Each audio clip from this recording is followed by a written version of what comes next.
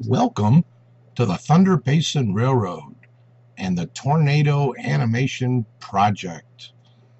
This is our update, July 11, 2017, which has the latest in 3D modeling and animation by my good friend Richard Shute. I hope everybody enjoys what we've done. Thank you.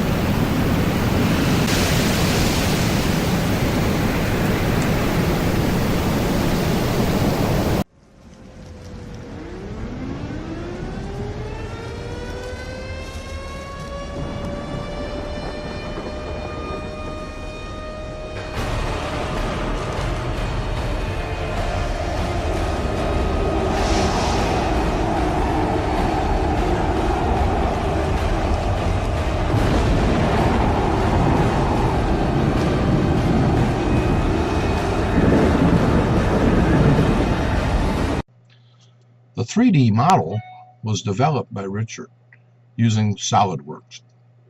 In this development, Richard had to create each 3D element, then assemble them together, and then add animation controls to produce the simulation.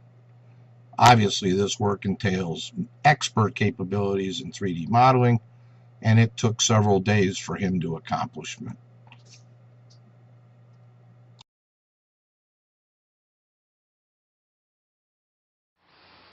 Okay, this is a 3D animation of Donald Bolt's mechanism for his tornado for the Thunder Basin Railroad. As you can see here, we've got our funnel cloud that's right here. We've got our drive motor that will keep the tornado spinning once the process has been started. We've got our drive motor that's up here with a, it's hard to see here, but there's a threaded shaft that's right there that will be rotating to drive the mechanism downwards, down towards our terrain. Once it reaches the bottom limit, at that point, the x-axis here will then be activated, which will move the tornado from right to left. Once it gets to the left end, then that drive will stop moving. The z-axis then will then bring reverse its direction and bring the tornado back upwards. And during this whole entire process, the tornado funnel cloud itself will be completely spinning. So let's just kind of get this started here.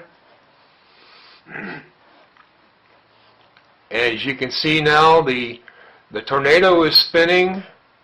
The drive mechanism is driving the tornado down. Once it reaches its bottom limit, that drive system will stop, but the drive system for the motor will continue to run.